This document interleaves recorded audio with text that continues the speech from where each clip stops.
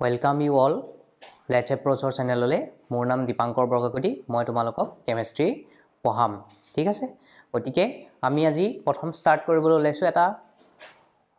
important chapter chemical kinetics আমাৰ HS second ইয়াৰৰ first পাৰ্টৰ গতিকে তাৰ বিষয়ে আমি অকমান বেসিক এটা বস্তু জানি থওঁ কেনেকুৱানো হয় চেপ্টাৰটো বুজিবলৈ কেনেকুৱা হয় আমি গোটেইখিনি অকমান চাই লওঁ গতিকে আহা আমি সকলোৱে আৰম্ভ কৰো সো কেমিক্যাল কাইনেটিক্স প্ৰথম কথা হৈছে হোৱাট ইজ কেমিক্যাল কাইনেটিক্স ঠিক আছে তো কেমিক্যাল কাইনেটিক্স মানে কি এটা কেমিক্যাল কাইনেটিক্স হৈছে এটা the branch of chemistry ঠিক আছে এটা branch of chemistry যত আমি কি কৰো chemical reactions বিলাকৰ speed to measure কৰো আৰু লগতে সেই ৰিঅ্যাকচনটো কেনেকৈ হৈছে কেনেকুৱা ধৰণৰ মেকানিজমৰ থ্ৰু দি হৈছে হেতুৰ বিষয়ে আমি ডিসকাস কৰিব পাৰিম ঠিক আছে হেতুৰ বিষয়ে আমি চাব পাৰিম আৰু লগতে আমি কিছুমান বস্তু চাব পাৰিম যেনেকৈ আমাৰ সেই ৰিঅ্যাকচনটো কি কেনেকুৱা ধৰণৰ ফ্যাক্টৰস বিলাকে আমাক এফেক্ট কৰি আছে ঠিক আছে গতিকে এই বস্তু গুটেইখিনিৰ বিষয়ে আমি যত আলোচনা কৰিম হেতুৰ কাৰণে এই চেপ্টাৰটোৰ নাম হৈছে কেমিক্যাল কাইনেটিক্স গতিকে এই গুটেই চেপ্টাৰটোত আমাৰ লিংক হৈ আছে যে স্পিড অফ দা ৰিঅ্যাকচন আমি মেজাৰ কৰিব লাগিব সেকেন্ড তাৰ মেকানিজম ৰিঅ্যাকচনটো কেনেকৈ হৈছে আৰু থাৰ্ড হৈছে যে এই ৰিঅ্যাকচন বিলাকত আমাৰ কেনেকুৱা ধৰণৰ ফ্যাক্টৰস বিলাকে এফেক্ট কৰে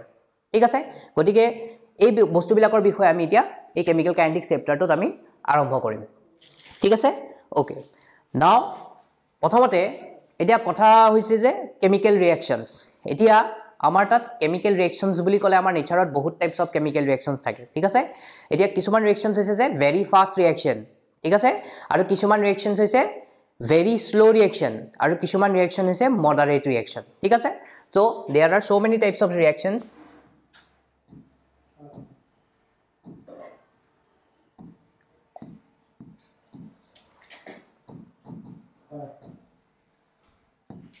There are many types of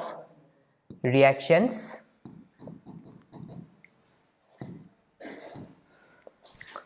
number 1 যদি আমি কবলে যাও তেতিয়া হলে আমি তাক কব পাৰো very fast reactions okay 2 number যদি আমি কবলে যাও very slow reactions আৰু 3 নম্বৰ যদি আমি কবলে যাও moderate reactions ওকে এটা কথাটো হৈছে যে এই কেমিক্যাল কাইনেটিক্স চেপ্টাৰটোত আমি কেনেকুৱা ধৰণৰ ৰিঅ্যাকশনস বিলাকৰ বিষয়ে আমি ডিসকাস কৰিম ঠিক আছে ইয়াতো আমাৰ তিনিটা ধৰণৰ ৰিঅ্যাকশনস আছে এটা হৈছে ভেৰি ফাষ্ট ৰিঅ্যাকশন এটা হৈছে ভেৰি স্লো ৰিঅ্যাকশন এটা হৈছে মডাৰেট ৰিঅ্যাকশন এটা কথাটো হৈছে যে ভেৰি ফাষ্ট ইয়াৰ নামটো চোৱা ভেৰি ফাষ্ট তাৰ মানে বহুত ফাষ্ট এই ৰিঅ্যাকশন এনেকুৱা হয় যে ই বহুত স্পিডত হয় ঠিক আছে বহুত স্পিডত হয় মানে মাইক্ৰো সেকেন্ডত হৈ যায় তো এইবিলাক হৈছে এনেকুৱা এটা ৰিঅ্যাকশন যোনটো আমি মেজাৰ কৰাটো পসিবল নহয় আমাৰ কাৰণে ঠিক আছে খুব সোনকালে এই ৰিঅ্যাকশন বিলাক হৈ যায় বহুত স্পিড আছে গতিকে এটা very fast reaction second important thing next আছে ভেৰি স্লো ৰিঅ্যাকশন তাৰ মানে ভেৰি ফাষ্ট ৰিঅ্যাকশনস বিলাক কি হয় যে এইবিলাক ইমান ফাষ্ট হয় যে আমি হেতক ক্যালকুলেশনে কৰিব নোৱাৰো একো ঠিক আছে এটা ৰেট স্পিডটো আমি মেজাৰে কৰিব নোৱাৰো গতিকে এনেকুৱা ধৰণৰ ৰিঅ্যাকশনস বিলাক আমি তাৰ বিষয়ে এনালাইসিস কৰাটো আমাৰ কাৰণে পসিবল নহয় সেই কাৰণে আমি কেমিক্যাল কাইনেটিক্সত ভেৰি ফাষ্ট ৰিঅ্যাকশনস বিলাকৰ বিষয়ে ডিসকাস নকৰো ওকে নেক্সট আছে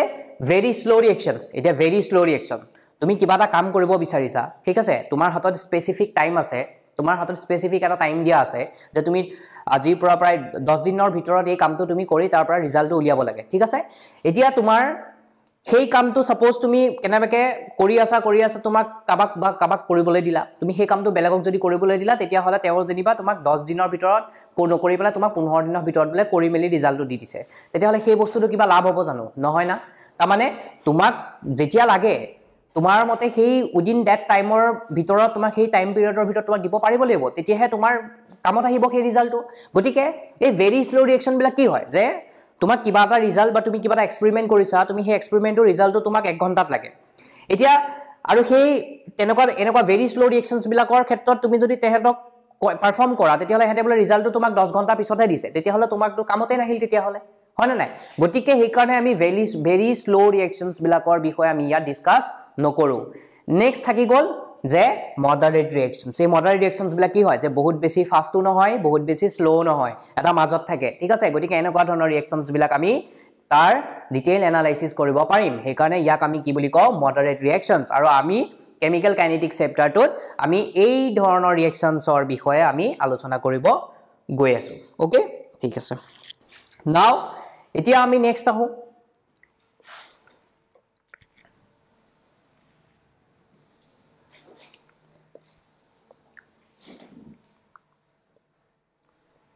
এতিয়া প্ৰথম ওয়াৰ্ডটো হৈছে যে ৰেট নাম্বাৰ 1 ৰেট এটা সবে জানা ৰেট বুলি ক'লে কি হয় তুমি প্ৰথম কথা তোমালোকে জানা তোমালোকক যদি মই খুদু যে হোৱাট ইজ ভেলোসিটি তেতিয়া হলে তোমালোকে কি বুলি ক'বা যে ডিসটেন্স ডিভাইডেড বাই টাইম তাৰ মানে ভেলোসিটি বুলি কোৱাৰ লগে লগে কি কৰিলা যে কিবা এটা বস্তু ভেলোসিটি যদি মেজাৰ কৰিব লগা হয় তেতিয়া হলে কি কৰিব লাগিব যে হি কিমান ডিসটেন্স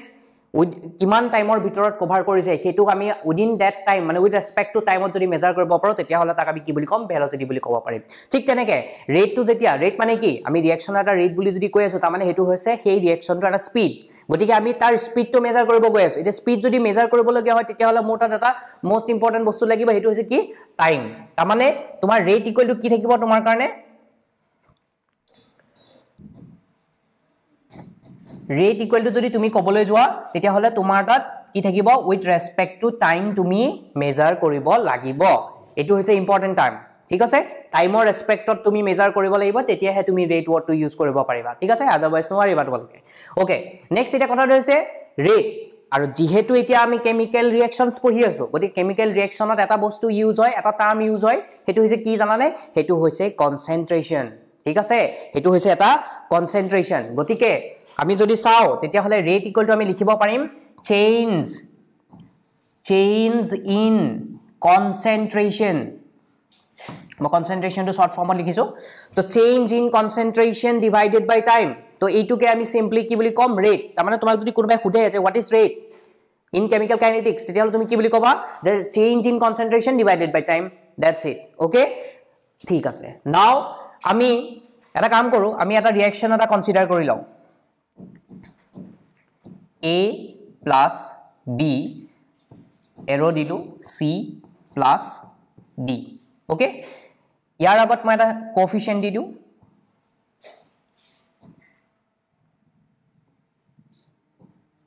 ওকে ঠিক আছে এতিয়া সোয়া এই দুটা হৈছে তোমাৰ এই দুটা হৈছে ৰিঅ্যাকটেন্ট এই দুটা হৈছে ৰিঅ্যাকটেন্ট আৰু এই দুটা হৈছে তোমাৰ প্ৰডাক্ট ঠিক আছে এটো হৈছে ৰিঅ্যাকটেন্ট এটো হৈছে তোমাৰ প্ৰডাক্ট সো এতিয়া তুমি যদি সোয়া যে ইয়াত যদি মই কও যে ৰেট ইকুৱেল টু কি হয় আৰু এটা কথা যে ৰেট যোনটো ৰেট হয় ন এই ৰেটটোক আমি দুটা টাইপত আমি তাক কি কৰিব পাৰো ৰিপ্ৰেজেন্ট কৰিব পাৰো ঠিক আছে আমি ৰেটটো উলিয়াব পাৰো দুটা টাইপত ঠিক আছে তো মই এতিয়া কি দেখাই দিছো তোমালোকক আমাৰ তাত কোন দুটা ওয়ে আছে যে ৰেটটো মই ৰিঅ্যাকশনটো ওপৰত লিখিছো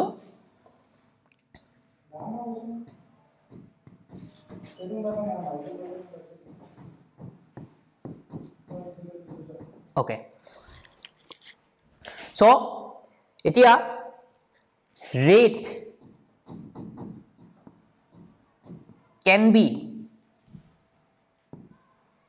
measured into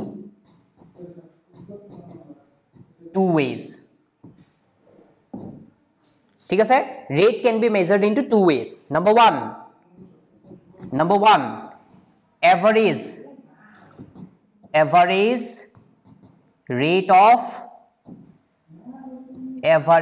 rate of reaction ঠিক আছে আৰু দুই নম্বৰটো হৈছে instantaneous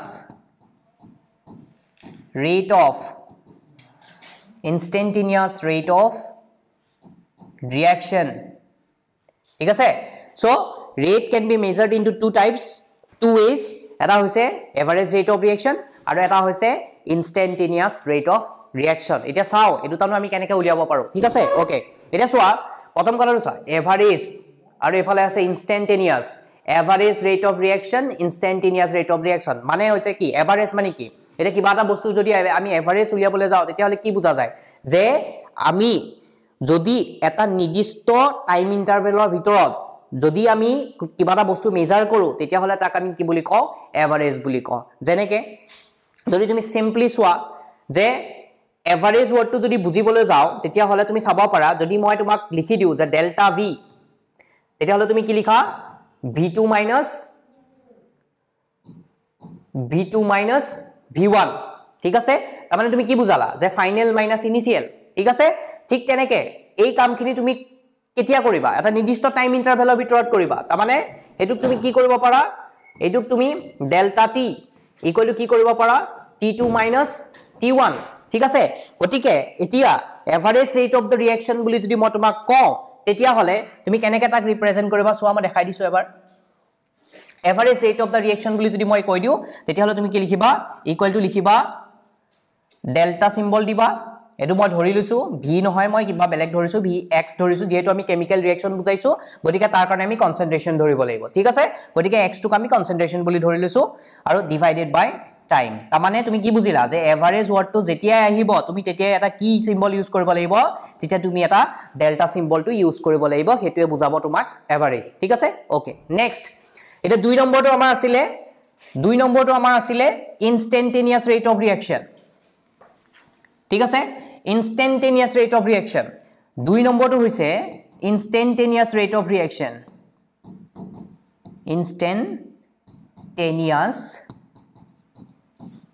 instantaneous rate of reaction ঠিক আছে এটা instantaneous rate of reaction কি এটা সোয়া এভাৰেজ বুলি কলে তুমি কি বুজি পালা যে এটা নিৰ্দিষ্ট টাইম ইন্টাৰভেল থাকিব ঠিক আছে এটা নিৰ্দিষ্ট টাইম ইন্টাৰভেল থাকিব যদি মই তোমাক কৈ দিও যে instantaneous rate of reaction measure কৰা তেতিয়া হলে তুমি কি গম পাবা যে নামত তাৰ কি আছে সোৱা ইনস্ট্যান্ট হয় নামত তাৰ কি আছে ইনস্ট্যান্ট ওয়াৰ্ডটো হুমাই আছে তাৰ মানে কি বুজালে যে ইয়াত তোমাক এটা স্পেসিফিক টাইমৰ ভিতৰত কৈ আছে এটা নিৰ্দিষ্ট টাইমৰ ভিতৰত কৈ আছে মানে তোমাক মই যদি কওঁ যে তোমাৰ সাপোজ কলেজখনত ক্লাছ আৰম্ভ হৈছে ঠিক আছে তোমাৰ মনে ধৰি লোৱা কলেজখনত মৰ্নিং 8টাৰ পৰা 3টালৈ ক্লাছ আৰম্ভ হয় ঠিক আছে এতিয়া প্ৰথম যদি মই তোমাক কওঁ যে তুমি হে 8টা বজাৰ পৰা 3টা বজাৰ ভিতৰত তুমি কি কাম কৰিলা কলেজত ঠিক আছে তাৰ মানে এই 8টাৰ পৰা 3টা বুলি যে মই কলো তাৰ মানে কি বুজালে এটা এটো এটা টাইম গ্যাপ হয় নে নহয় সেই টাইম গ্যাপটো তুমি কি কাম কৰিলা সেই যোনখিনি চেঞ্জেস হয় সেই বস্তুতে তোমাক বুজাব এভাৰেজ ঠিক আছে কিন্তু যদি তোমাক মই কওঁ যে তুমি আজিৰ দিনটোত কলেজত তুমি 12টা বজাত 12 pm ত তুমি কি কৰি আছিলা ঠিক আছে এই যে 12 pm বুলি যে মই তোমাক স্পষ্টকে কলো যে তোমাক টাইমটো যে মই বাউন্ড কৰি দিলো টাইমটো যে তোমাক মেনশন কৰি মই সুধিলো যে তুমি কি কৰি আছিলা সেই বস্তুটোক তুমি তেতিয়া কি বুলি কবা ইনস্ট্যান্টেনিয়াস বুলি কবা ঠিক আছে গতিকে যোনবিলাক ৰিঅ্যাকশনক আমি এটা পাৰ্টিকুলাৰ টাইম ইন্টাৰভেলত এটা পাৰ্টিকুলাৰ ইনস্ট্যান্ট অফ টাইমত আমি মেজাৰ কৰো ঠিক আছে যোনবিলাক ৰিঅ্যাকশন আমি এটা ইনস্ট্যান্ট অফ টাইমত মেজাৰ কৰো হেবিলাকক আমি কি বুলি কম ইনস্ট্যান্টেনিয়াস ৰেট অফ ৰিঅ্যাকশন বুলি কম ঠিক আছে ওকে নাও এতিয়া কথাটো হৈছে যে আমি বুজি পাইছো প্ৰথম কথা আমি বুজিলো প্ৰথমৰ পৰা আকৌবা মই বস্তুটো কৈ দিছো যে প্ৰথম আমি বুজিছিলো যে আমাৰ তাত কেনেকুৱা ধৰণৰ ৰিঅ্যাকশনছ থাকে প্ৰথমে কলো যে কেমিক্যাল কাইনেটিক্সটো কি হয় ঠিক আছে সেকেন্ড কলো যে আমাৰ এই কেমিক্যাল কাইনেটিক্স চেপ্টাৰত আমি কেনেকুৱা ধৰণৰ ৰিঅ্যাকশনৰ বিষয়ে ডিসকাস কৰিম ঠিক আছে আমি কি পাইছিলো ভেৰি ফাষ্ট ৰিঅ্যাকশন যোনটো বহুত বেছি স্পিডত হৈ যায় যাক আমি মেজাৰে কৰিব নোৱাৰো ঠিক আছে ওকে সেকেন্ডটো আছিল ভেৰি স্লো ৰিঅ্যাকশন তাৰ মানে কি বহুত বেছি স্লো তাৰ মানে তোমাক এটা কিবা এটা বস্তুৰ এক্সপেৰিমেন্টৰ ৰিজাল্ট লাগে 1 ঘণ্টাত আৰু তুমি সেই ৰিজাল্টটো পাই আছা 5 ঘণ্টা বা 10 ঘণ্টাৰ পিছত তাৰ মানে তোমাৰটো একো কামতে নাহিলে তেতিয়া হলে হয় নাই গতিকে হেবিলাক ৰিঅ্যাকশন আমি মেজাৰ কৰিব নোৱাৰো গতিকে হেবিলাক আমি মেজাৰ কৰিও লাভ নাই সেইকাৰণে আমি হেবিলাকৰ বিষয়ে ডিসকাস নকৰো এতিয়া বাকি থাকিল কোন মডাৰেট ৰিঅ্যাকশনছ গতিকে আমাৰ তাত মডাৰেট ৰিঅ্যাকশন আছে যে এইবিলাক বহুত বেছি ফাস্টো নহয় বহুত বেছি স্লো নহয় গতিকে হেবিলাক এটা ইউনিফর্ম স্পিডত হৈ থাকে গতিকে তেনেকুৱা ৰিঅ্যাকশন বিলাক আমি মেজাৰ কৰাটো আমাৰ কাৰণে পসিবল হয় আমি সেই ৰিঅ্যাকশন বিলাকৰ বিষয়ে আমি ডিসকাস কৰিবলৈ এই চেপ্টাৰটোত গৈ আছো ঠিক আছে গতিকে এটো আছিল আমাৰ ষ্টাৰ্টিং খিনি দেন মই তোমাক কলো যে হোৱাট ইজ ৰেট কাক কয় যে ৰেট কাক কয় তোমালোকে কম্পেয়াৰ কৰি চালে হল যে ভেলোসিটি কাক কয় ঠিক আছে একেই বস্তু জাস্ট আমি হেতু ফিজিক্সত আমি এপ্লাই কৰো এটা যেহেতু এটো কেমিক্যাল ৰিঅ্যাকশনছ পঢ়ি আছো আমি কেমিষ্ট্ৰি পঢ়ি আছো গতিকে তাত আমাৰ ওয়াৰ্ডটো আহিছে ৰেট গতিকে ৰেটটোৰ লগে লগে আমি এটা কি কৰিব লাগিব আমি যিকোনো এটা বস্তুৰ সদায় কনসেন্ট্ৰেচনটো ল'ব লাগিব ঠিক আছে যেনেকৈ ভেলোসিটিত আমি কি কৰো উইথ ৰেসপেক্ট টু টাইম কৰো ঠিক তেনেকৈ ৰেট বোলা বস্তুটো কি থাকিব উইথ ৰেসপেক্ট টু টাইমে থাকিব খালি ওপৰত যোনটো আমি লিখো সেই বস্তুটো আমাৰ কি হৈ যাব চেঞ্জ হৈ যাব ওকে ঠিক আছে নাও নেক্সট মই কলো যে আমাৰ যোনটো ৰেট আছে সেই ৰেটটো আমি কেনেকৈ মেজাৰ কৰো আমিতো শিকিব লাগিব হেতুটো আমাৰ মেকানিজম স্পিড অফ ৰিঅ্যাকশন আমি মেজাৰ কৰিব লাগিব ঠিক আছে ৰেটটো আমি দুটা টাইপত মেজাৰ কৰিব পাৰো আমাৰ তাত দুটা টাইপ থাকে এটা হৈছে এভাৰেজ ৰেট অফ ৰিঅ্যাকশন এটা হৈছে instantaneous rate of reaction average rate of reaction তো মই কৈছো already average rate of reaction বুলি ক'লে তুমি কি গম পাবা ডেল্টা সিম্বলটো ইউজ কৰিব লাগিব ঠিক আছে ওকে আৰু এটো কি হ'ব যে এটা নিৰ্দিষ্ট টাইম ইন্টাৰভেলত হ'ব ঠিক আছে ওকে নেক্সট আহি গল ইনস্ট্যান্টেনিয়াস ৰেট অফ ৰিঅ্যাকশন এটা ইনস্ট্যান্টেনিয়াস ৰেট অফ ৰিঅ্যাকশন এই ইনস্ট্যান্টেনিয়াস ওয়াৰ্ডটো ইউজ কৰাৰ লগে লগে তোমাৰ তাত এটা বস্তু থাকিব হেতু হৈছে এইটো সোৱা d/dt তোমালোকে ডিফাৰেন্সিয়েশন পঢ়িছা সবে হয় তো ইন্টিগ্ৰাল ডিফাৰেন্সিয়েশন পঢ়িছা গটিকে ইনস্ট্যান্টেনিয়াস ওয়াৰ্ডটো আহাৰ লগে লগে d/dt ওয়াৰ্ড টাৰ্মটো আমি ইউজ কৰিব লাগিব এই d টো ওপৰত d টো মই অকলে লিখিছো বিকজ ইয়াত আমাৰ ব্ৰ্যাকেটত আমাৰ কিবা এটা কনসেন্ট্ৰেশন আহিব বিকজ আমি ইয়াত কেমিক্যাল ৰিঅ্যাকশনছৰ বিষয় পঢ়ি আছো ঠিক আছে ওকে নাও এতিয়া আমি চাও যে এই এভাৰেজ ৰেট অফ ৰিঅ্যাকশন আৰু ইনস্ট্যান্টেনিয়াস ৰেট অফ ৰিঅ্যাকশনক আমি কেনেকেনো ৰিপ্ৰেজেন্ট কৰিব পাৰো ঠিক আছে ওকে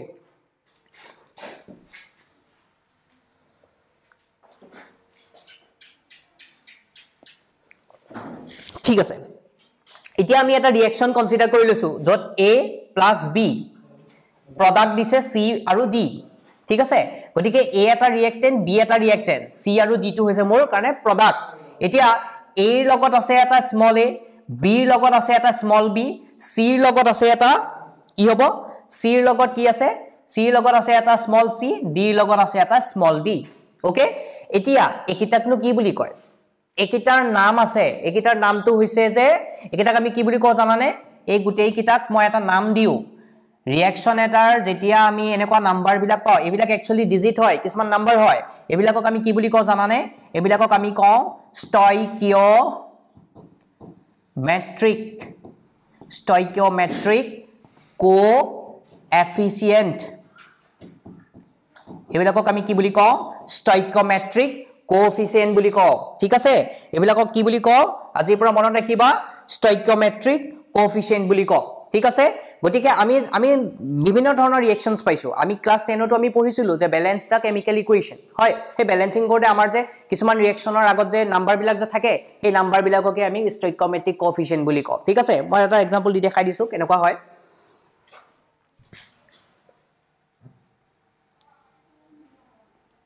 ওকে এটা সোয়া যদি মই এটা এক্সাম্পল লও সিম্পলি n2 + 3h2 এৰো দি দিয়া 2nh3 ঠিক আছে এটা ইয়াত সোয়া nh3 লগত 2 আছে h2 লগত 3 আছে n2 লগত একো নাই মানে এখিনিতে কি আছে 1 এটা আছে ঠিক আছে গটিকে একেটা হৈছে 1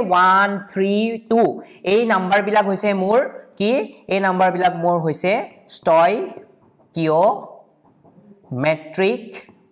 এই নাম্বাৰ কেটা হৈছে মোৰ স্টয়কিওমেট্ৰিক কি কোএফিসিয়েন্ট একেটা হৈছে মোৰ স্টয়কিওমেট্রিক কোএফিসিয়েন্ট ঠিক আছে ওকে ফাইন নাও আমি যাও যে এভারেজ রেট অফ রিঅ্যাকশন আৰু ইনস্ট্যান্টেনিয়াস ৰেট অফ ৰিঅ্যাকশন আমি কেনেকৈ ৰিপ্ৰেজেন্ট কৰিম ঠিক আছে ওকে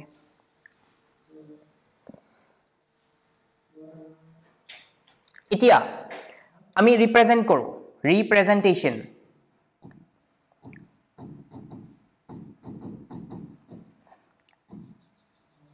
ওকে নাম্বাৰ 1 আমি কেনেকুৱা ধৰণৰ ৰিপ্ৰেজেন্ট কৰিম প্ৰথম আমি ৰিপ্ৰেজেন্ট কৰো average rate of reaction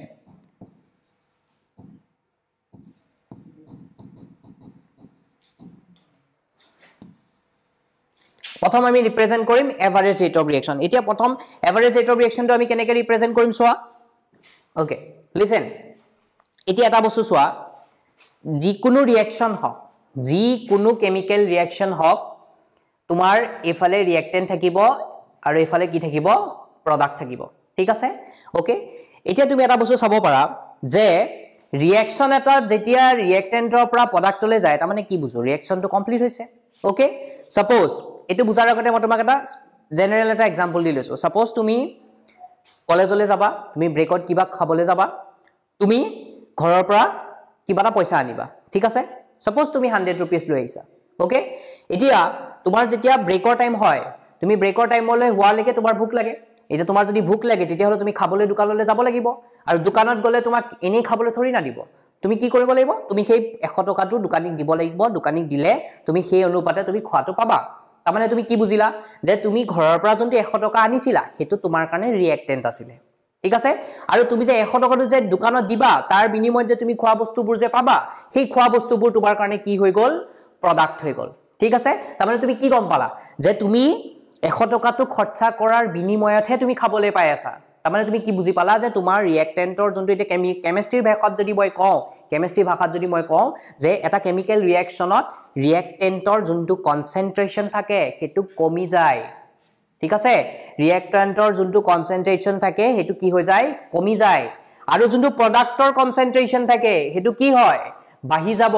because তুমি 100 টকাটো দিয়াৰ কাৰণেহে তুমি খাবলৈ বস্তু পাইছা আৰু সেই খোৱা বস্তুৰে তোমাৰ ভোগ গুছাব পাৰিছা ঠিক আছে গটিকে ৰিঅ্যাকশন এটা ৰিএক্টেন্টৰ কনসেন্ট্ৰেচন মনত ৰাখিবা এটো ফিক্সড ৰিঅ্যাকশন এটা ৰিএক্টেন্টৰ যোনটো কনসেন্ট্ৰেচন হয় এই যোনটো কনসেন্ট্ৰেচন হয় কনসেন্ট্ৰেচন ডিক্ৰিজেস ঠিক আছে আৰু প্ৰডাক্টৰ যোনটো কনসেন্ট্ৰেচন হয় হেতু কি হৈ যাব ইনক্ৰিজেস ঠিক আছে ওকে এতে এই কনসেপ্টটোকে এই বহা কমা এই কনসেপ্টটোকে আমি এই যেতিয়া এভাৰেজ ৰেট অফ ৰিঅ্যাকশন বা ইনস্ট্যান্টেনিয়াস ৰেট অফ ৰিঅ্যাকশনটো আমি যেতিয়া ইয়াত ৰিপ্ৰেজেন্ট কৰিম তেতিয়া আমি সেই বস্তুটো ইয়াত বুজাব লাগিব ঠিক আছে আমি বুজাব লাগিব যে ইয়াত ৰিঅ্যাক্টেন্টৰ কনসেন্ট্ৰেচন কমিছে ইয়াত প্ৰডাক্টৰ কনসেন্ট্ৰেচন বাঢ়িছে তাৰ কাৰণে আমি কি কৰিব লাগিব এই কমা আৰু বাহাটো বুজাবৰ কাৰণে মই কি কৰিম যোনকেটা মোৰটাত ৰিঅ্যাক্টেন্ট থাকিব যিমানটা ৰিঅ্যাক্টেন্ট থাকিব প্ৰত্যেকটো ৰিঅ্যাক্টেন্টৰ লগত মই কি কৰিম এটা নিগেটিভ সাইন ইউজ কৰিম ঠিক আছে মই কি কৰিম এটা নিগেটিভ সাইন ইউজ কৰিম আৰু যোনটো প্ৰডাক্ট থাকিব সেই প্ৰডাক্টৰ বহা কনসেন্ট্ৰেচনটো মই বুজাবৰ কাৰণে মই কি কৰিব লাগিব এটা পজিটিভ সাইন ইউজ কৰিব লাগিব ঠিক আছে তেতিয়াহে মোৰ এটা কেমিক্যাল ৰিঅ্যাকশনৰ বিষয়ে প্ৰপাৰ্টিটোৰ বিষয়ে মই গম পাম যে এইটো এটা ৰিঅ্যাক্টেন্ট এইটো এটা প্ৰডাক্ট ঠিক আছে সব বস্তুৰ এটা মিনিং আছে ঠিক আছে ইয়াত মাইনাস প্লাস সবৰে মিনিং আছে গটিকে সৰু সৰু বস্তুৰ প্ৰতি আমি গুৰুত্ব দিব লাগিব নহলে বুজাত বহুত অসুবিধা হ'ব ঠিক আছে ওকে ফাইন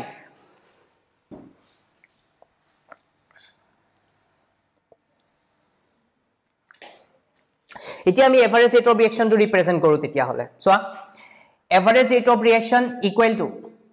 ইকুৱেল দিলু এতিয়া সোয়া তোমাৰ এটা ৰিঅ্যাক্টেন্ট কি আছে এ এটা ৰিঅ্যাক্টেন্ট বি এটা ৰিঅ্যাক্টেন্ট ঠিক আছে এই ক্যাপিটাল এ টু এটা ৰিঅ্যাক্টেন্ট আৰু ক্যাপিটাল বি টু এটা তোমাৰ তাত কি আছে ৰিঅ্যাক্টেন্ট আছে এটা কথাটো হৈছে তো ইয়াত স্টয়কিওমেট্ৰিক কোএফিচিয়েন্টটো আছে এটোৱে কি কৰিব মোক ঠিক আছে এটোৰ বৰ বিশেষ কাম নাথাকে এটো আমাক নিউমেৰিকেল কৰোতে আমাক হেল্প কৰে ঠিক আছে তাৰ বাহিৰে ইয়াৰ কোনো ধৰণৰ কাম নাথাকে ওকে এটি এটোক আমি কি কৰিম এভাৰেজ ৰেট অফ ৰিঅ্যাকশন বা ৰেট অফ ৰিঅ্যাকশনটো যেতিয়া আমি ৰিপ্ৰেজেন্ট কৰিম তেতিয়া হলে ইয়াৰনো কেনেকৈ ৰিপ্ৰেজেন্ট কৰিম হেতু আমি চাও ইয়াক তুমি বেলেগ একো কৰিব নালাগে সিম্পল এটো কি কৰিবা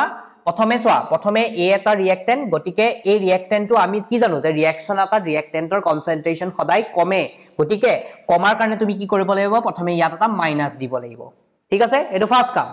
সেকেন্ড কামটো হৈছে যে তোমাৰ তাত যদি কিবা কোএফিচিয়েন্ট আছে তেতিয়া হলে জিএ কোএফিচিয়েন্ট নাথাকক কিয় হেতুক তুমি কি কৰিবা 1/a হিচাপে লিখি দিবা এতিয়া ইয়াত মোৰ তাত a আছে গটিকে 1/a মই লিখি দিলো ওকে নাও তুমি এটা ব্ৰেকেট দিয়া ঠিক আছে নাও তুমি এটা ব্ৰেকেট দিয়াৰ পাছত কি হ'ব তুমি এনেকে আসাটা দি দিয়া দি পেলে কি কৰিবা যেহেতু মই এভাৰেজ লিখি আছো এভাৰেজ মানেই মই কৈছিলো যে delta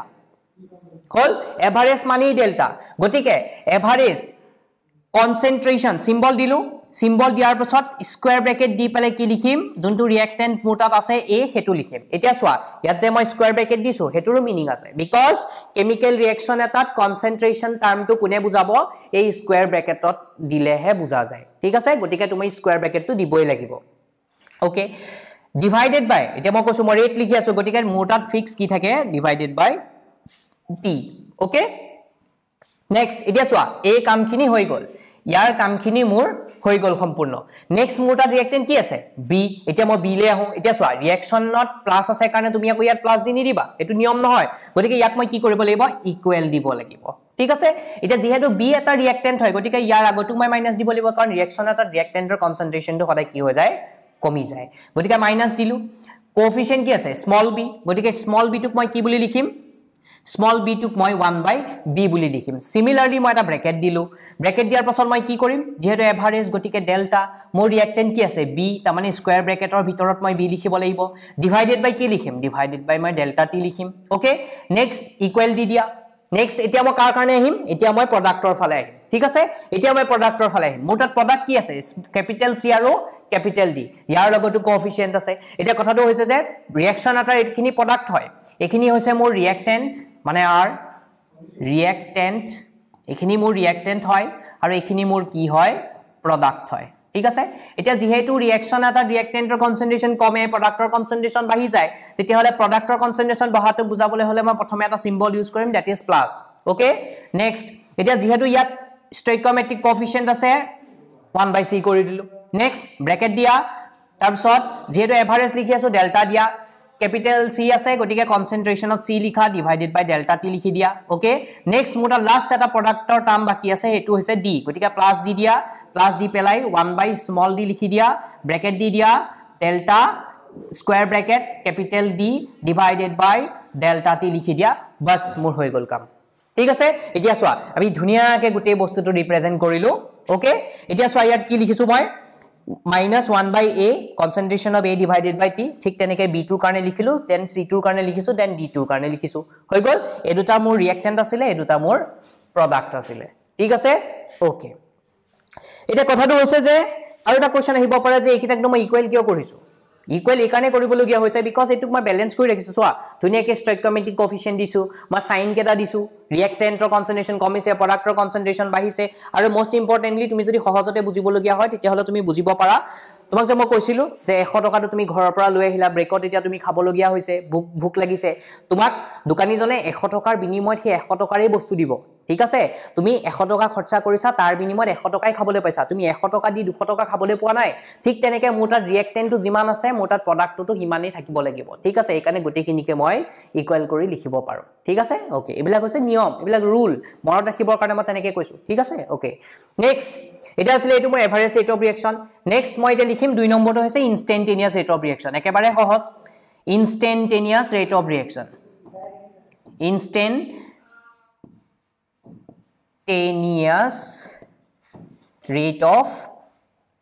instantaneous rate of reaction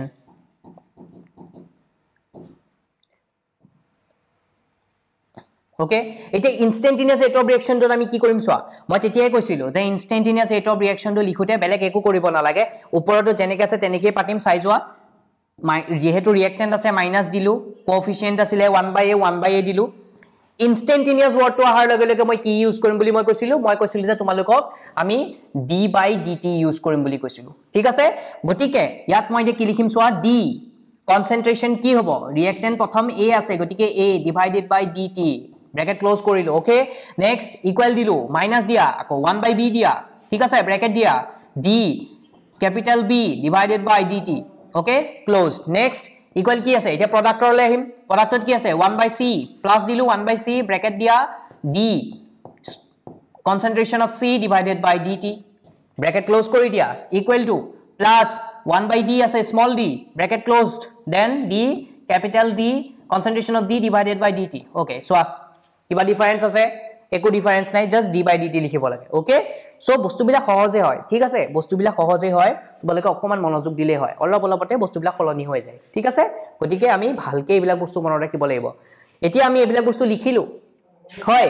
এতিয়া এই গুটে এনেকুৱা এই গুটে এটো এটা টাৰ্ম সোয়া সবৰে ফর্মেশন একেই হয় ঠিক আছে ইয়া ডেল্টা আছে ইয়া d/dt আছে ঠিক আছে এতিয়া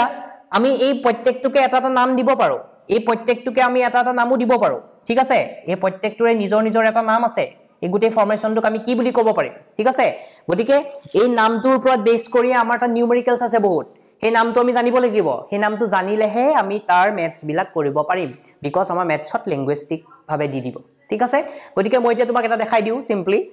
আমি নিউমেৰিকেল কৰোতে সচৰাচৰ যেতিয়ালৈকে আমাক ধৰিলো যদি কোৱেশ্চনত কয় যে ফাইন্ড দা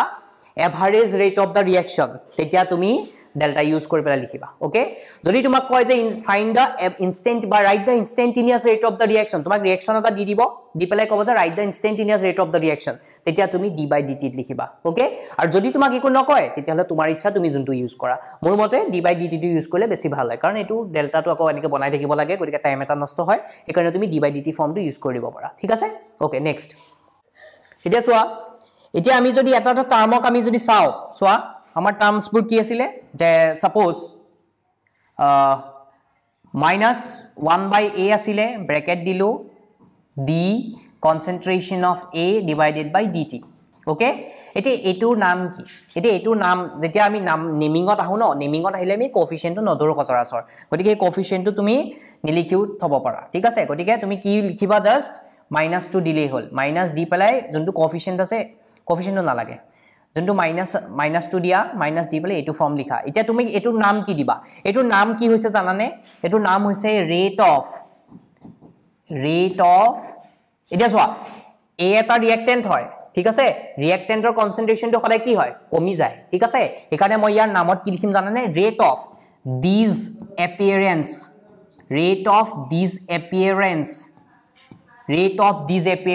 of কি reactant A ঠিক আছে ঠিক তেনেকে তুমি আকৌ লিখিব পাৰা minus d concentration B by dt okay এটো তুমি কি লিখিব পাৰা rate of this appearance of কি B ঠিক আছে এটা ঠিক তেনেকে পজিটিভ টার্মটো রাখো আমি plus d c by dt equal to তুমি কি কৰিব পাৰা rate of ঠিক আছে disappearance নহয় যেহেতু আমাৰ এটো প্ৰডাক্টত আহিছো c মানে কি প্ৰডাক্ট গটিকে যেহেতু প্ৰডাক্টটো ফৰ্ম হয় সেই কাৰণে আমি কি লিখিম ইয়াত rate of disappearance লিখি পেলা appearance লিখিব পাৰা নহলে formation লিখিব পাৰা মই formation লিখিম rate of formation of c ঠিক আছে ঠিক তেনেকে তুমি d2 কন্টিনিউ কৰি লিখিব পাৰা ওকে এখিনি আছিল আমাৰ এটা বেসিক তাৰ নেমিং খিনি ঠিক আছে ওকে নাও মমসি দিছো এতিয়া নেক্সট এটা ইম্পৰ্টেন্ট বস্তু আছে সোৱা এটা ভেলোসিটি বুলি কলে তোমালোকে মোক কি বুলি কোৱা ভেলোসিটি বুলি কলে মোক অকল তুমি ডিজিটটো নোকোৱা নাম্বাৰটোকে নোকোৱা যে 12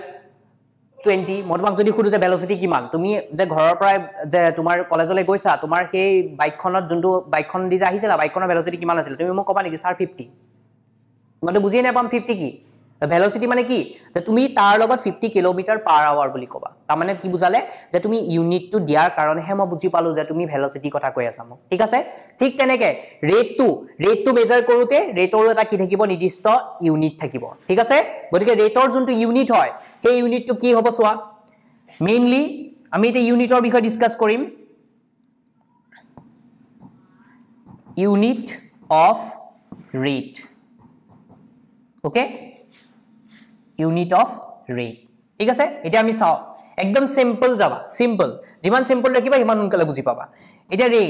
ৰেট ইকুৱেল টু কি হয় ৰেট ইকুৱেল টু আমি জেনাৰেলি যোনটো সিম্পল টাৰ্ম মই যোনটো প্ৰথমতেই কৈছিলো যে ৰেট ইকুৱেল টু আমি জানো যে change in concentration divided by time interval বুলি ক'ব পাৰো বা টাইম বুলি ক'ব পাৰো ডিভাইডেড বাই টাইম ইন্টাৰভেল ঠিক আছে এটা চেঞ্জ ইন কনসেন্ট্ৰেচন তুতে তুমি আকো লিখিব পাৰা যে আমি কি বুজি পঢ়িছিলো এটো লিখিব পাৰা যে decrease in concentration of reactant হয় না decrease in concentration of reactant divided by time হয় নহলে আকো লিখিব পাৰা rate equal to আকো কি লিখিব পাৰা যে increase in concentration of product divided by কি লিখিব পাৰা divided by time লিখিব পাৰা অলৰেডি আমি এটো পঢ়ি আহিছো ঠিক আছে আমি অলৰেডি এটো বস্তু ডিসকাস কৰিছো যে ৰিঅ্যাকশন এটা যোনটো ৰিঅ্যাক্টেন্ট হয় তাৰ কনসেন্ট্ৰেচন সদায় কমি যায় আৰু যোনটো প্ৰডাক্ট থাকে তাৰ কনসেন্ট্ৰেচনটো সদায় কি হৈ যায় বাঢ়ি যায় ওকে নাও সোৱা হেকানে মই লিখিছো যে ৰেট ইকুৱেল টু যোনটো যদি তোমাক কোনোবাই খুদে যে কোৱাচন ভাইটি যে ৰেট মানে কি হয় ইন কেমিক্যাল কাইনেটিক্স ঠিক আছে গতিকে তুমি কি বুজি পাবা যে change in concentration divided by time interval rate বুলি কলেই টাইম আহিব লাগিব নহলে ভুল হ'ব ঠিক আছে তো হেতুকে নকৈ তুমি আকৌ কি ক'ব পাৰা যে ডিক্ৰিজ ইন কনসেন্ট্ৰেচন অফ ৰিঅ্যাক্টেন্ট ঠিক আছে ডিভাইডেড বাই টাইম ওকে এটো হৈছে ডেপথত এটা এটো বস্তু তুমি কলে জেনাৰেল মানুহ এজনে বুজি নাপাব নেক্সট নহলে আকৌ কি ক'ব পাৰা increase in concentration of product divided by time এটা মই যেহেতু ইউনিট উলিয়াম গতিকে মোৰ ইনক্ৰিজ আৰু ডিক্ৰিজ ওয়াৰ্ডটো মোক নালাগে ইনক্ৰিজ আৰু ডিক্ৰিজ ওয়াৰ্ডটো লৈম বলে মই কি কৰিম ইউনিটটো মেজাৰ কৰিব নোৱাৰিম হেকাৰণে মই জাস্ট কি ইউজ কৰিছো যে ওপৰত মোৰ ৰেট বুলি কলে একচুয়ালি কি থাকে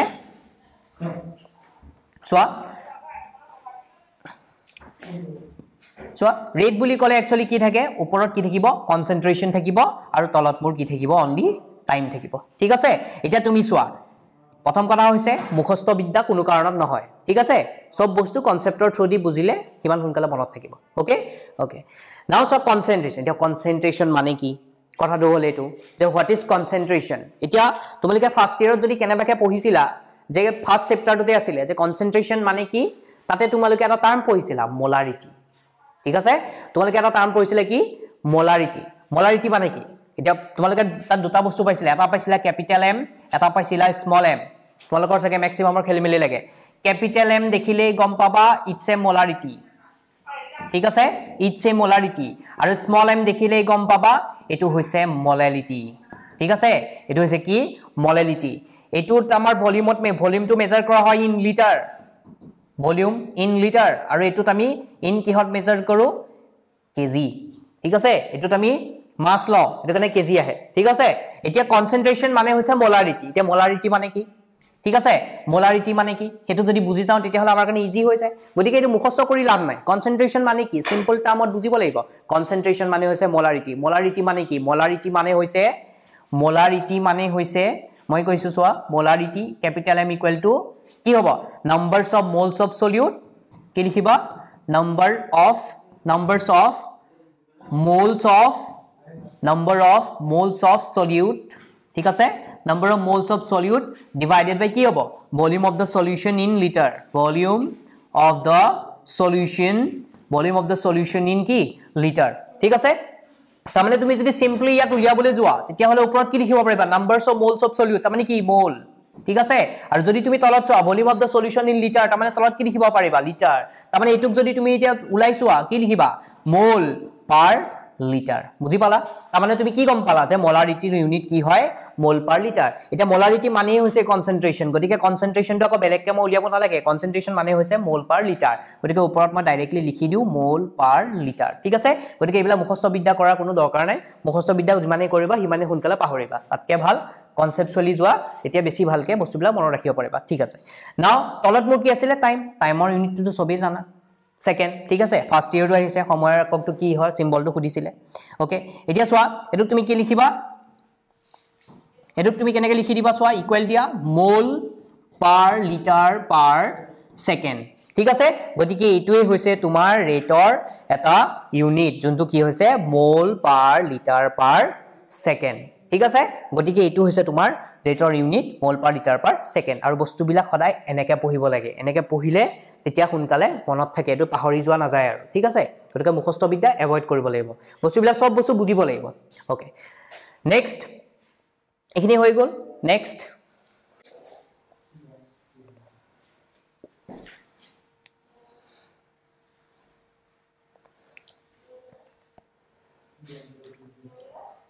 এটা নেক্সট এটা মই সৰু বস্তু এটা বুজাই দিও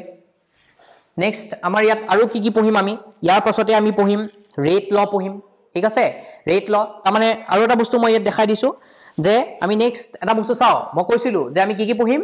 আমি পঢ়িম স্পিড অফ দা ৰিঅ্যাকশন ঠিক আছে স্পিড অফ দা ৰিঅ্যাকশন মেকানিজমটো আৰু তাক কি ফ্যাক্টৰে এফেক্ট কৰে সেই বস্তু কিটা আমি পঢ়িম এতিয়া মই তোমাক দেখাই দিছো factors affecting rate of a reaction এতিয়া মই লিখি দিছো হেডিংটো ফ্যাক্টৰস এফেক্টিং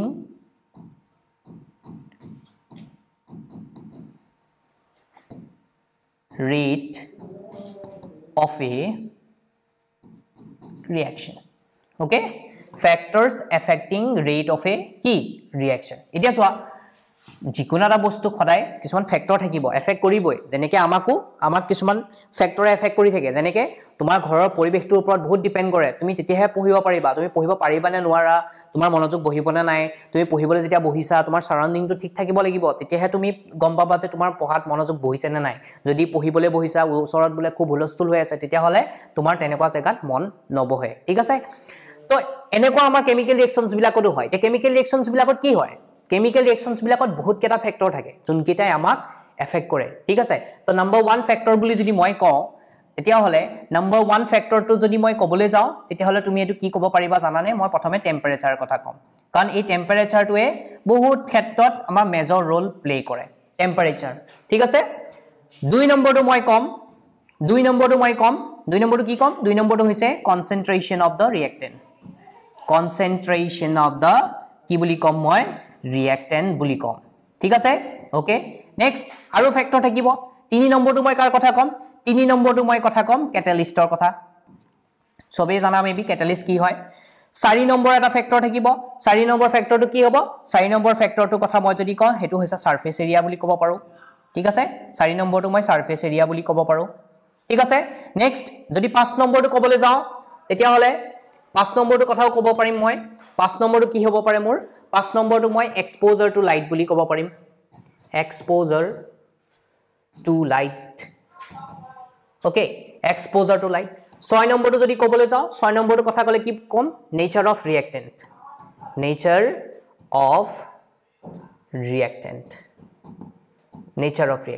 okay ঠিক আছে এতিয়া ইয়াতে আমি গোটেই কেটা বস্তু কি কৰিব লাগিব এটা এটাকে আমি ডিসকাস কৰিব লাগিব এটা আছে টেম্পাৰেচাৰ এতিয়া আমাৰ এই কেমিক্যাল কাইনেটিক চেপ্টাৰটোত rate of the reaction or উপৰত টেম্পাৰেচাৰ কি এফেক্ট থাকে এটা প্ৰথম কথা হৈছে টেম্পাৰেচাৰটোৰ বিষয়ে আমি আৰু অলপ এডভান্স কে পঢ়িবলৈ পাম চেপ্টাৰটো লাষ্টৰ ফালে আছে তাৰ কাৰণে এজন সাইন্টিস্টে এটা ইকুৱেচন ডেভেলপ কৰি ৰাখিছিলে নামটো হৈছে আৰ্হেনিয়াছ ইকুৱেচন ঠিক আছে তো হেতুত আমি বেছি ভালকে ডিসকাস কৰিব পাৰিম আৰ্হেনিয়াছ ইকুৱেচন বাট সদ্যহতে আমি যেহেতু ফ্যাক্টৰস এফেক্টিং বুলি কনসিডাৰ কৰি লৈছো গতিকে তুমি ইন জেনাৰেল সিম্পলি জানি থোৱা ঠিক আছে যেহেতু এটা ডেমো ক্লাস গতিকে সিম্পলি জানি থোৱা যে টেম্পাৰেচাৰটো কেনেকৈ এফেক্ট কৰে টেম্পাৰেচাৰ যেতিয়া বহাই দিবা তোমাৰ ৰেট অফ দা ৰিঅ্যাকশনটো কি হৈ যাব বাঢ়ি যাব ঠিক আছে গতিকে temperature is directly proportional to rate of reaction ROR বুলি মই শর্টকে লিখি দিছো ঠিক আছে তাৰমানে তুমি টেম্পাৰেচাৰ বহাই দিবা ৰেট অফ দা ৰিঅ্যাকশনটো অটোমেটিক্যালি কি হৈ যাব বাঢ়ি যাব এটো হৈছে টেম্পাৰেচাৰ প্ৰভাৱ আৰু ইয়াৰ বিষয়ে আমাক কোনে কয় ইয়াৰ বিষয়ে আমাক কয় এজন সাইন্টিস্ট আছে নামটো আৰ্হেনিয়াছ আৰু ই এটা ইকুৱেচন দি থৈ গৈছে যাক আমি কওঁ আৰ্হেনিয়াছ ইকুৱেচন এটোৰ বিষয়ে আমি পিছত ডিসকাস কৰিম ঠিক আছে ওকে নেক্সট আছে concentration of the reactant এটা concentration of the reactant কি হয় এতিয়া সিম্পলি মই কৈ দিছো মনত ৰাখিবা যে যোনটো ৰেট হয় ন the rate is directly proportional to concentration of the reactant rate is directly proportional to কি বুলি কলো মই concentration of the reactant এটোৰ বিষয়ে আমি কত গম পাম এটোৰ বিষয়ে আমি পঢ়িব লাগিব rate law expression ঠিক আছে কি পঢ়িব লাগিব rate law expression পঢ়িব লাগিব এই rate law expression to যেতিয়া আমি পঢ়িম তেতিয়া এই concentration of reactantor বিষয়ে আমি ভালকে বুজি পাম কিয়নো এই concentration of reactantor লগতে আমি বহুত কেটা কথা বুজিব লাগিব হেতু এটা আছে order of the reaction ঠিক আছে কেনেকুৱা শ্ৰেণীৰ ৰিঅ্যাকশন হয় ঠিক আছে জিৰো অৰ্ডাৰ হয় নে ফাৰ্স্ট অৰ্ডাৰ হয় নে সেকেন্ড অৰ্ডাৰ হয় গতিকে এই অৰ্ডাৰ বিলাকৰ বিষয়ে আমি জানিব লাগিব ডিটেইলছ গতিকে তেতিয়া আমি গম পাম যে এই ৰেটটো কেনেকৈ ৰিঅ্যাক্টেন্টে এফেক্ট কৰে ঠিক আছে নেক্সট 3 নম্বৰটো আছে টেম্পাৰেচাৰ বিষয় কলো concentration of the reactantor বিষয় কলো বাট সিম্পলি যদি তুমি জানিব মন আছে তেতিয়া হলে কি কৰিবা যে rate is directly proportional to concentration of the reactantor concentration যিমান বঢ়াই দিবা তোমাৰ ৰিঅ্যাক্টটো কি হৈ যাব বাঢ়ি যাব নেক্সট ক্যাটালিস্ট যদি ক্যাটালিস্টৰ কথা কও ক্যাটালিস্টে কি কৰে এটা আমি জানো যে ক্যাটালিস্টে এটা ৰিঅ্যাকশনৰ কি কৰে progress কৰে ৰেটটো progress কৰি দিয়ে ঠিক আছে ক্যাটালিস্টে ৰিঅ্যাকশন ৰেটটো progress কৰে কিন্তু ক্যাটালিস্ট নিজেই চেঞ্জ নহয় ঠিক আছে গতিকে ক্যাটালিস্টে ৰেট অফ দা ৰিঅ্যাকশনটো ফাস্টাৰ কৰি দিব বাট নিজেই চেঞ্জ নহয় তাৰ মানে কি কম আৰু সিম্পল কে যদি ক'বলৈ যাও তাৰ মানে ক্যাটালিস্ট এনেকুৱাটা কি হ'ব এনেকুৱাটা সাবস্টেন্স হয় যোনটো কি কৰে তোমাৰ ৰিঅ্যাকশনৰ যোনটো পাথ হয় সেই পাথটো কি কৰিব শৰ্টেজ কৰি দিব মানে তুমি যেনে ধৰি তুমি লং ৰুট এটা দি গৈ আছা ক্যাটালিস্টে তোমাক কি কৰিব ক্যাটালিস্টে তোমাক সেই ৰিঅ্যাকশনটো ভালকে কৰিব কাৰণে শৰ্টেজ পাথ এটা বনাই দিব যাতে তুমি সোনকালে সেই ৰিঅ্যাকশনটো প্ৰডাক্টটো তুমি কি হ'ব পাৰা ৰিচ হ'ব পাৰা ঠিক আছে গতিকে এটো হৈছে ক্যাটালিস্টৰ কাম ঠিক আছে ক্যাটালিস্টৰ কাৰণেও আমি পঢ়িব লাগিব এক্সট্ৰাকে গ্ৰাফ আছে তাৰ সো এটো হৈছে ক্যাটালিস্টৰ কাম ক্যাটালিস্টে কি কৰিব ক্যাটালিস্টে ৰিঅ্যাকশন এটা তাৰ শৰ্টেজ পাথটো দিব নিজে চেঞ্জ নহয় যাতে ৰিঅ্যাকশনটো সোনকালে হয় ৰিঅ্যাক্টেন্টৰ পৰা প্ৰডাক্টলৈ যাতে সোনকালে ফৰ্মেশন হয় নেক্সট আহি গল সাৰফেস এৰিয়া এটা কথাটো হল সাৰফেস এৰিয়া কথাটো যদি ক'বলৈ যাও তেতিয়া হলে তুমি সিম্পলি ক'বলৈ গলে তুমি এটা মানে উদাহৰণ ল'ব পাৰা তুমি সাপোজ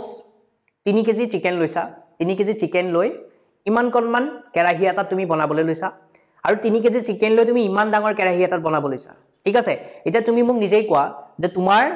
ইয়াত কোট সোনকালে মাংসটো ভালকে সিজিব ঠিক আছে তুমি নিশ্চয় যোনটো ডাঙৰ আমাৰ কেৰাহী থাকিব হেতুত সোনকালে সিজিব কিয় সিজিব বিকজ তাত সাৰফেস এৰিয়াটো বেছি তো তাত আমি যোনটো মাংস বনাইছিল সেই মাংসটো ভালকে গোটেই হিটটো পাই আছিল গতিকে তাৰ কাৰণে ৰিঅ্যাকশনটো ভালকে হ'ল ঠিক আছে এই কাৰণে সিম্পলি যদি কওঁ এতিয়া আমি কেমিষ্ট্ৰি ল্যাঙ্গুৱেজত আহিছো যে সাৰফেস এৰিয়া যদি বঢ়াই দিয়া তেতিয়া হলে ৰেট অফ দা ৰিঅ্যাকশনটো কি হৈ যাব ৰেট অফ দা ৰিঅ্যাকশনটো বাঢ়ি যাব ঠিক আছে বিকজ কিয় হ'ল বিকজ যেতিয়া তুমি ৰিঅ্যাক্টেন্ট মলিকিউল এটা লবা ৰিঅ্যাক্টেন্ট মলিকিউলটো নিৰ্দিষ্ট এটা সাৰফেসত থাকিব ৰিঅ্যাক্টেন্ট মলিকিউলটো যদি নিৰ্দিষ্ট সাৰফেস এটাত থাকে তেতিয়া হলে কি হ'ব সাৰফেসত থাকিলে এটা কলিজন কৰে ঠিক আছে তুমি 1 কোটি 2 কোটি আমাৰ নেচাৰত বহুত মলিকুলছ থাকে লাখ লাখ নিযুত নিযুত কোটি কোটি মলিকুলছ থাকে গতিকে সব মলিকুলে ৰিয়েক্ট সব তুমি লোৱা সব ৰিয়েক্টেন্টে প্ৰডাক্ট ফৰ্মেশন নকৰে তুমি লোৱা সব ৰিয়েক্টেন্টে প্ৰডাক্ট ফৰ্মেশন নকৰে কি কৰে তুমি সেই যে ৰিয়েক্টেন্ট বিলাক যে লৈছা তাৰ ভিতৰত কেতে মানেহে গৈ পেলাই প্ৰডাক্ট ফৰ্মেশন কৰে ঠিক আছে যদি তুমি 1 লাখ মলিকুল লৈছা তাৰে ভিতৰত 10000 মলিকুলেহে গৈ তোমাক প্ৰডাক্টটো ফৰ্মেশন কৰি দিব কিয় হয় বিকজ ইয়াত দুটা ফেক্টৰ থাকে ঠিক আছে ইয়াত দুটা ফেক্টৰ থাকে মই এখিনি অলপ মুছি দিছো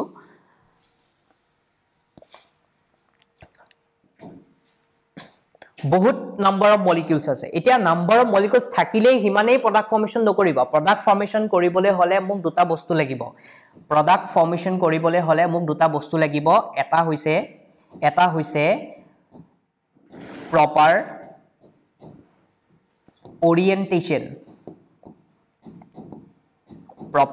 orientation 2 নম্বৰটো হৈছে energy 2 নম্বৰটো হৈছে energy barrier ঠিক আছে তাৰ মানে কি বুজালো যে যোনবিলাক ৰিয়েক্টেন্ট মলিকুল থাকে আমাৰ নেচাৰত মলিকুলছ বিলাক ৰেন্ডমলি মুভমেন্ট কৰি থাকে ঠিক আছে তো এই মুভমেন্টত ইটোৱে আনটোৰ লগত কি হয় কলিজন কৰে কলিজন মানে সংঘৰ্ষ ঠিক আছে গতিকে এটা মলিকুলে এটা এটমে আনটো এটমৰ লগত কি কৰে সংঘৰ্ষ কৰে তো যেতিয়া সংঘৰ্ষ কৰে তো সংঘৰ্ষ কৰিলে কি হয় সংঘৰ্ষ কৰিলে দুটা বস্তু থাকিব লাগিব এটা হৈছে প্ৰপাৰ অৰিয়েন্টেশন হ'ব লাগিব আৰু এটা হৈছে এনাৰ্জি বেৰিয়াৰ থাকিব লাগিব তাৰ মানে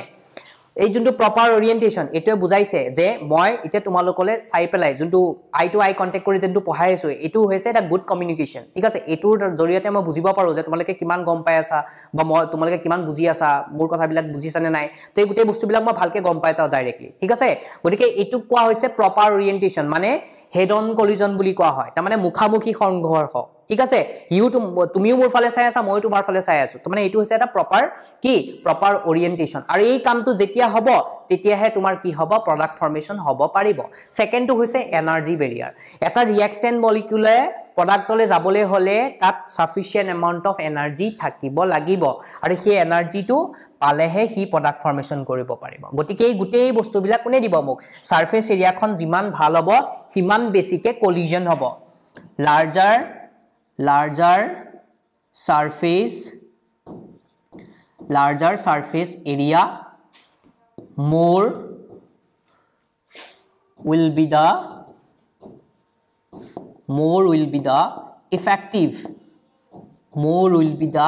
effective collision ঠিক আছে গটিকে larger the surface area more will be the effective collision ঠিক আছে তো effective collision মানে effective collision হবলৈ হলে কি কৰিব লাগিব এই দুটা কন্ডিশন ফলো কৰিব লাগিব এই দুটা কন্ডিশন যেতিয়া স্যাটিসফাই কৰিব তেতিয়াহে মোৰ কি হ'ব প্ৰডাক্ট ফৰ্মেশন হ'ব ঠিক আছে ওকে নেক্সট আছে এক্সপোজাৰ টু লাইট তাৰ মানে আমাৰ নেচাৰত বহুত কেটা ৰিঅ্যাকশন আছে যোনটো সানলাইটৰ প্ৰেজেন্সতে হৈ যায় ঠিক আছে এটো বৰ বিশেষ জানিব লগা নাই জাস্ট সানলাইটৰ প্ৰেজেন্সতে এই ৰিঅ্যাকশন বিলাক হৈ যাব that is called exposure to light তোমালোকক যদি জানিব মন আছে তেতিয়া হলে মই এটা সিম্পল এক্সাম্পল দি দিছো H2 + Cl2 ওকে তো এটুক যদি এৰো দি দিয়া কি আহি যাব 2HCl এখিনতে সানলাইট দিয়া যাব ঠিক আছে গতিকে এটো হৈছে এটা কি আৰু এনেকুৱা সানলাইটৰ প্ৰেজেন্সত হোৱা ৰিঅ্যাকশন বিলাকক আমি এটা নাম দিও নামটো হৈছে কি ফটোকেমিক্যাল কি ৰিঅ্যাকশন ঠিক আছে নামটো হৈছে ফটোকেমিক্যাল ৰিঅ্যাকশন যোনবিলাক ৰিঅ্যাকশন সানলাইটৰ প্ৰেজেন্সত হয় ওকে নেক্সট লাষ্টটো আছে নেচাৰ অফ ৰিঅ্যাকটেন্ট এটা নেচাৰ অফ ৰিঅ্যাকটেন্টটো বুজিবলৈ হলে কি কৰিব লাগিব আমাৰ নেচাৰত কি ধৰণৰ ষ্টেট থাকে সলিড ষ্টেট থাকে লিকুইড এন্ড গ্যাস ওকে এতিয়া তুমি সোৱা মন কৰা যে যোনটো সলিড হয় সলিড কিয় হল সলিড এই কাৰণে হল বিকজ তাত কনস্টিটুয়েন্ট যোনবিলাক পাৰ্টিকল আছিলে হে পাৰ্টিকল বিলাকৰ মাজত যোনটো ফোৰ্স অফ এট্ৰাকচন হয় এটো বহুত বেছি হেকাৰণে এটা কি হৈ গল এটা সাইজটো কম্পেক্ট হল হেকাৰণে হি সলিড ষ্ট্ৰাকচাৰ ললে ঠিক আছে নেক্সট লিকুইড তাত কি হয় ফোৰ্স অফ এট্ৰাকচনটো সলিডতকে কম আৰু যোনটো গ্যাস আছে গ্যাসটো কি হয় গ্যাসতটো ফোৰ্স অফ অ্যাট্ৰাকশন নাই হি ৰ্যান্ডমলি মুভ কৰি আছে ওকে এটা তুমি এটা মোক কথা কোৱা প্ৰডাক্ট এটা কেতিয়া ফৰ্মেশন হয় যেতিয়া এই ৰিঅ্যাকটেন্টৰ পৰা প্ৰডাক্টলৈ যেতিয়া যোৱা যায় কি হয় ৰিঅ্যাকটেন্ট মানে ওল্ড বন্ডস বিলাক ভাঙিব লাগিব তেতিয়াহে তোমাৰ তাত নিউ বন্ডস বিলাক ফৰ্মেশন হ'ব আৰু ওল্ড বন্ডস বিলাক যেতিয়া ভাঙিব নিউ বন্ডস যেতিয়া ফৰ্মেশন হ'ব এই নিউ বন্ডস ফৰ্মেশন হলে মই কি পাওঁ প্ৰডাক্ট পাওঁ ঠিক আছে গতিকে এই ওল্ড বন্ডস বিলাক ভাঙিবলৈ হলে কি হ'ব লাগিব তেহেতৰ মাজত ফোৰ্স অফ অ্যাট্ৰাকশন কম হ'ব লাগিব এতিয়া যদি তুমি সোৱা নেচাৰ অফ ৰিঅ্যাকটেন্টৰ কথা যদি মই কওঁ এটা মই মুছি দিছো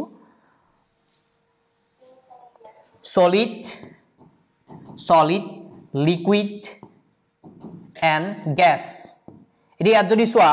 গ্যাসত force of attraction সবতছে com because ইয়াত মলিকুলস বিলাক ৰেন্ডমলি মুভ কৰি থাকে সেই কাৰণে ই হুনকালে তোমাক প্ৰডাক্ট দিব পাৰিব ঠিক আছে এই ৰিঅ্যাক্টেন্ট মলিকুলস বিলাক যদি গ্যাসিয়াস হয় তেতিয়া হলে কি হ'ব ইয়াৰ যোনটো ফোৰ্স অফ অ্যাট্ৰাকশন থাকিব ই হুনকালে ব্ৰেক কৰিব পাৰিব মানে ওল্ড বন্ডস বিলাক হুনকালে ব্ৰেক হ'ব সেই কাৰণে নিউ বন্ডস ফৰ্মেশনত সহায় হ'ব সেই কাৰণে rate of the reaction gaseous মলিকুলৰ সদায় বেছি সেই কাৰণে মই গ্ৰেটাৰ দেন সাইন দি দিছো ঠিক তেনেকে নেক্সট সেকেন্ডত কাৰ কম হ'ব লিকুইডৰ হ'ব আৰু শেষত একেবাৰে কাৰ কম হ'ব সলিডৰ হ'ব বিকজ ইয়াত বন্ডটো ব্ৰেক কৰিবলৈ হলে আমি মোৰ এনাৰ্জি দিব লাগিব কি কৰিব লাগিব মোৰ এনাৰ্জি ৰিকোয়াৰ্ড ওকে ঠিক আছে তেতিয়া হলে আজিলে আমি ইমানখিনিয়ে ডিসকাস কৰিলো পিছৰখিনি জানিবলৈ হলে তোমালোকে আমাৰ লাইভ ক্লাস হ'ব তোমালোকে গমে পাইছা অলৰেডি গতিকে তাত তোমালোকে জয়েন হ'বা দেন পিছৰখিনি আমি তাত ধুনিয়াকে কন্টিনিউ কৰি যাম ঠিক আছে থ্যাংক ইউ